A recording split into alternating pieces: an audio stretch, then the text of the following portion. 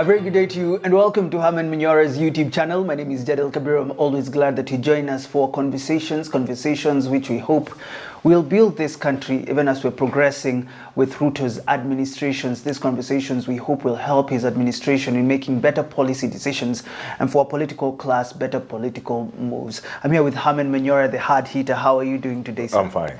We're going to have a conversation today about Francis Ogolla. We haven't had it. Yes. We're waiting for things to settle down. The temperatures were so high. Yes. But I want to know first, would you commend Ruto from how he has handled the whole situation? I think there was nothing to handle. The situation just self-propelled. Just moved on. There was, when you talk of handling, you are presupposing there could be a crisis.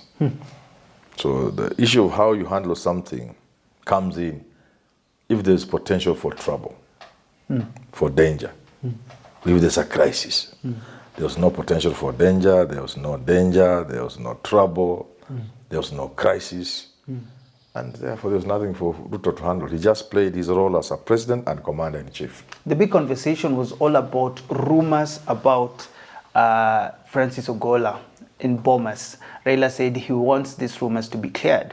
President took podium, I think, in Ulinzi and said it's true. Francis Ogolla asked to be forgiven, to be forced to retire, or to be taken to martial court. And Ruto had to address this situation. Was it necessary for this conversation to happen after his passing? You know, Jad, first there's a family which is mourning a loved one. Somebody is mourning the loss of his father, somebody is mourning the loss of his son, her husband, and so on. So we need to be a little more sensitive. And secondly, dead men tell no tales, we have been told, and it is true. When somebody is dead, you can't wake them up to tell you whether they said that or not. Because the president says this is what Ogolla said, but other people are saying this is what Ogolla said. So you can begin to see that the man himself is dead. So we let him rest in peace. I'm going to, on my part, in my weekly video on Saturday, I'm going to say something about Ogolla's death. Yes, on Saturday. So you don't want to... No, not that. Because it is quite different from what everybody else is saying. Mine is quite different. And I thought this is going to be that conversation. But ask me, let's just continue the conversation. Because it's unlikely to touch on what I want to say. What I want to say is quite different. Because you listen to some political analyst, I think he was on Look Up TV, saying Kenyans should ask questions, blaming the son of... wanting to cool things down, saying he's the general of this country as much as he is your father. And therefore, we need to ask or inquire about his death. Oburu Odinga actually came on the podium and told the young man, relax, we need these investigations to happen. Do you think Kenyans have this right to tell the family that this is also our man and therefore we demand answers? Of course. You see, like somebody said, I don't know who, but it has been said, I think, by more than one person. Ogolla belonged to the family as much as he belonged to the army, military, and as much as he belonged to the Kenyan people. Beyond a certain point in life, you don't belong to yourself. You don't belong to your family. You are beyond your family. You are owned by the people. If you are the president of Kenya, Ruto doesn't belong to his family, to Rachel Ruto and the rest of Kenya, Charlene. Yes, he's father to Charlene and husband to Rachel, but he's our property now. And that's why we give him maximum protection. Because if something happens to Ruto, it's not just a father who will be lost. If something happened to him, it's not just Charlene who will have lost her father and Ruto and Rachel has lost her husband. No. It will affect this country more than it will affect the family. That's why we give the president the maximum possible protection. Because he belongs to us. Our fate at this point is tied with Ruto.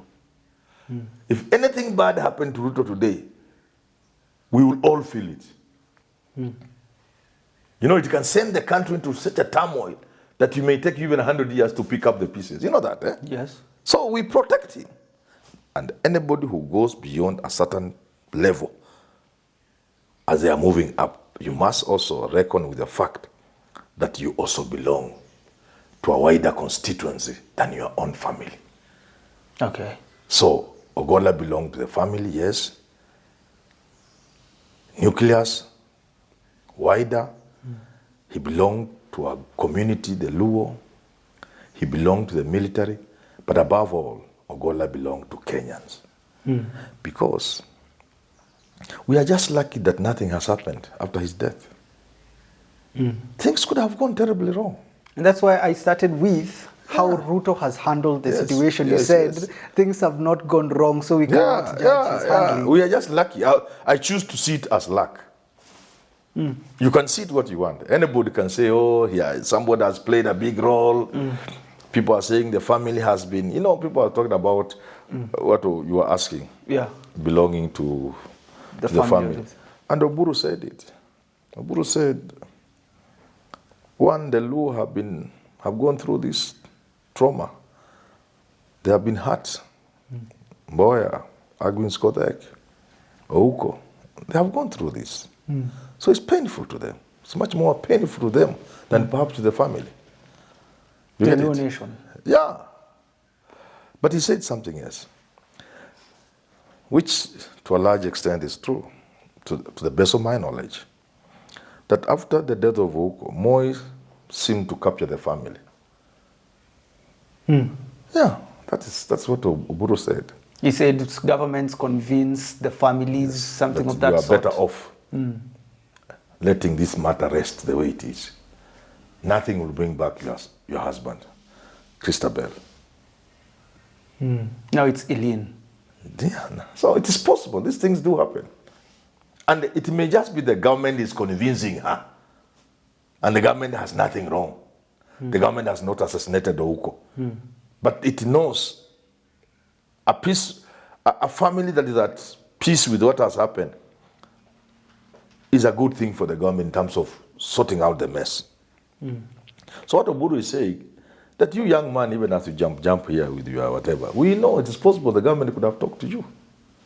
Yeah, and told you, look, your father is dead. There's nothing you gain. But what you say can burn the country. And you don't even have any evidence of what you are going to say. So just, you better keep your cool. And in the Kenyan way, you can be talked to. In a very Kenyan way. Now you look at them. That seems what Oburu Odinga was saying. So there are all these things being said. They are all important, but that's not the focus of my video on Saturday. But then there's the notable missing of Raila Odinga during the funeral. Oburu Odinga comes Many people have talked about to it. represent him.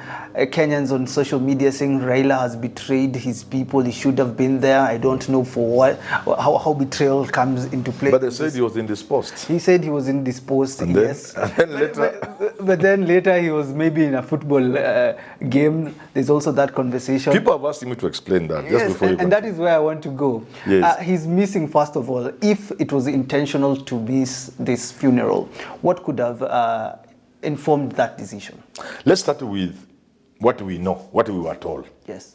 We're told Raila was unwell. Yes. He was indisposed, correct? Yes. And he has sent his brother. So far, so good. Yes. But then later on the same day, we see him at Mashemegi Derby. Yes. Nyayo Stadium.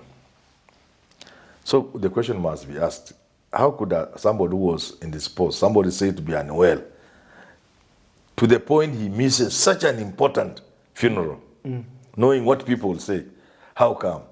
It can be explained. It is normal that you can be unwell, and your doctor can tell you not to travel, not to do strenuous things. But going to Nyayo Stadium may not be as strenuous as traveling for a funeral.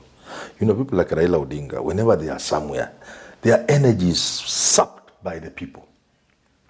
You get it? There's so much demand, even just for people wanting to greet you. All this is, no doctor would advise you if you are not feeling well. Yeah. Say, please don't go. Because for Raila to attend the funeral, it's not just attending a funeral. There's so much of his energy that will go in just being there, just interacting with the people. It is so demanding on him. So the doctor can tell you. And therefore, going to Nyayo Stadium is a different game. First, there's no traveling involved. There's no change of weather. And therefore, you are even going for leisure. In fact, a doctor can recommend, toka kwa kitanda enda mahali utacheka ukiwa na mpira. So that is possible. Secondly, the Raila I know. Let me give you a true story. In the thick of the campaign of 2022, it was decided by his team that Raila should rest, I think, 2 days in a week. I think Sunday and Monday, or Monday and Tuesday. It was 2 days. I remember Monday. On this particular Monday, any Monday during the campaign, Raila was not supposed to go anywhere. Switch off phones or leave the phones with your aides. Just stay at home with your children and grandchildren and your wife. Nobody to be allowed in their compound. Because of, campaigns are very demanding. Yes. And people do that during campaigns. After 3 weeks, they gave up. Do you know why? Why? I remember this particular incident. I asked Mondo, his chief of staff, kwani iko shida gani? Sema wacha na Raila. You can't tame this man. Why? He was seen at USIU on that, I think a Monday or whatever, one of those days, with university dons. So the guys who are supposed to have been, who are planned for him to be staying at home, are seeing on TV the way everybody else is seeing Raila is USIU. So that is Raila for you. So have I explained that? So he might have been told to be at home, but then he just he can ignore the doctor's advice. That is Raila for you. I one time was close to his team after the handshake. And the thing was, now that to manage this handshake, Raila should be controlled so that whatever he says does not jeopardize the handshake or brings him out as a traitor to the people.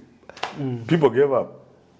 Because he'll just go and say what he wants. So that's one. Number two, you say what would make him miss. If it's an intentional decision. Supposing it is just intentional. Ugonjwa kando. There are possibilities. One is he could know what has happened. And the guilt could weigh him down so much. To go lie. Yeah, to go and lie.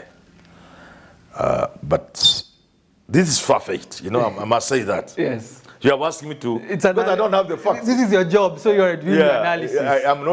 I'm not NIS, I don't have the facts. Yes. So, look here, you have a newfound relationship with Ruto. And therefore, there are certain things you can't say. And yet you know that you should say certain things. So just avoid the situation. Because even the little he said at Ulinzi during the service of challenging, I think, government to come clean because of that bombers thing. I don't think it went well with everybody. And even what Ruto said there didn't go well with people. You have seen in social media. Yes. So maybe he just wanted to avoid the controversy by just staying away. If you ask me, he could just want to avoid controversy by staying away. Something else. Raila has a lot of intelligence. Let me tell you for a fact. There is nobody who can say they have intelligence more than Raila in this country. Not even Ruto. No! Come on, the president. I'm telling you, Raila is informed, my friend. How Raila survived over the years. I know Raila very well, my friend. This guy is informed. Supposing he feared there could be rupture there. This is another possibility. Because the Luos are not happy. But then they are not seeing him talk.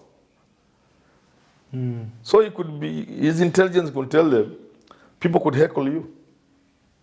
Because if you go there to defend government, to say good things about Ruto, you saw the way that word has been quoted, Your Excellency. Yes. So umesikia vile imekuwa quoted? Yes. Suppose you went there and said like that.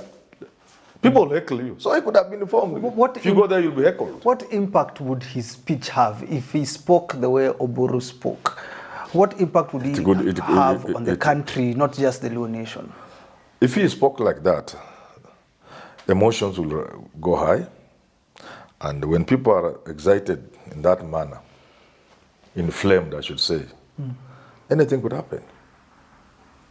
After he speaks, people could heckle Ruto. So I think he could have waited and said, I will be heckled in this place or be forced to say the things that will resonate with the crowd. And if I say those things, Ruto will not be safe. And if that happens, my relationship with His Excellency may hit the rocks. So these are calculations people make. Then I would want to know, where do you draw the line? If you say, or if Raila actually knew that something that is amiss when it comes to this crash, and he decided, because of my newfound relationship with Ruto, I don't want to escalate things. Where do you draw a line between truth and, personal endeavors or personal gains when it comes to leadership in politics? Don't confuse politics with leadership. Let's stay with politics. These are politicians. They are not leaders. They are politicians. And the truth does not exist in their vocabulary. So it's nothing like truth. So whether it's an accident or No, not? it doesn't matter. It's how does it affect me personally as an individual? I'm on a trajectory. Would it serve me to fan emotions and... At this particular time, does it serve me? Does it serve me to tell the Luos we are being finished? To tell the country, why are we being finished? Will it serve me? If the answer is yes, then you go ahead and go to Kibra, Kamkunji grounds, Kibra, and say things, and the people are on fire. And Ruto can't even go for the function. But if it serves you not to start the whole, as they say, the you keep quiet. These are politicians, and I don't blame any of them, because they are not leaders. None of them is a leader. All these are politicians. It is what serves their interest that works. So then, not truth. Truth, please, not Raila, not Ruto, not any of them. None of them. These are politicians. And to the extent that they are politicians, we must understand them as such. And let's not be unfair to them. Don't be unfair to Raila, don't be unfair to Ruto, because they don't pursue the truth. They pursue politics, they pursue interests. Yeah. So Raila was asking the president to address this issue of accidents with choppers. I think even Oburu asked for the same.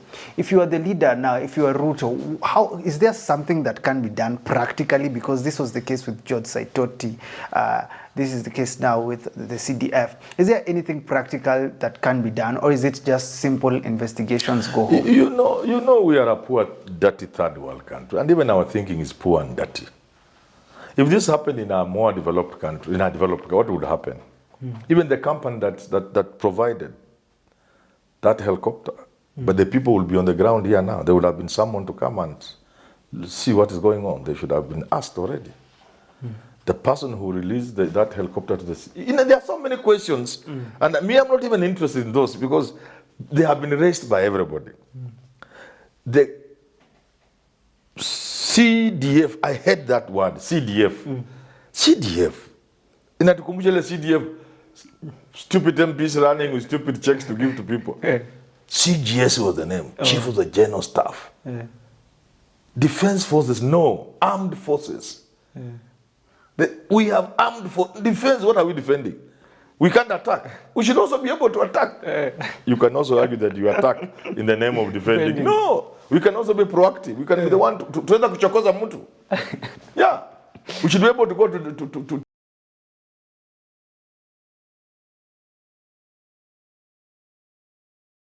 This is not the reason we have this channel, Prof. Let's talk about the CDF. The CDF. CDF, but not the CDF of MPs. Chief of Defense Forces. Now, I want to tell you something. Part of what I'll say on Saturday. So I hope that I don't give a lot of it. You know, the military intelligence is way ahead of NIS. Number one. The military intelligence is like a toddler. NIS is like a toddler compared to the grown-up military intelligence. Number two,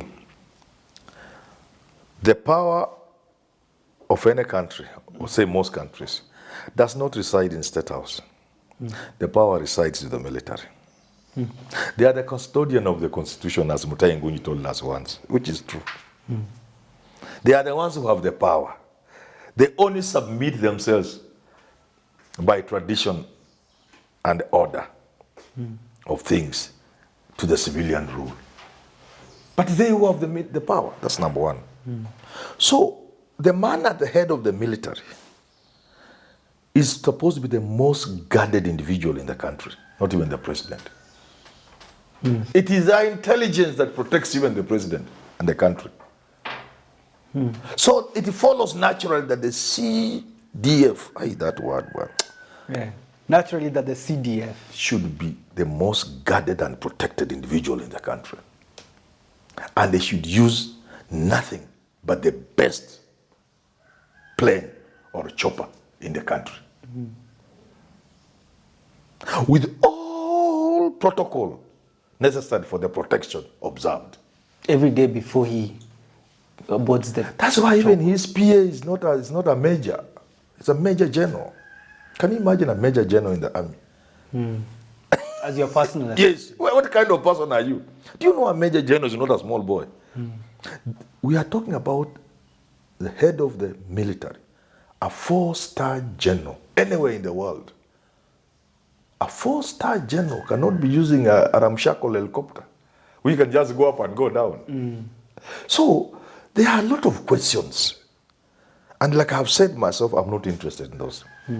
Let the media, let analysts, let speculate, let conspiracy theorists, let them do their work. Yeah. But they will be allowed to do because naturally, when a big man has died, there are always issues being raised. It could just have been a natural accident. Okay. So I think the final thing should be for you to maybe address the Luo Nation, because most of our subscribers are actually pro-Azimio because they believe in your side of the story in 2022. Maybe it's your time to address them and even address President William Ruto now. No, I mean, first of all, we, as a country, like I've said, we are lucky. This thing didn't escalate into bad situations, which could easily have happened. I therefore commend the president.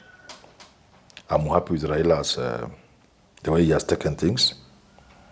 Our son has died.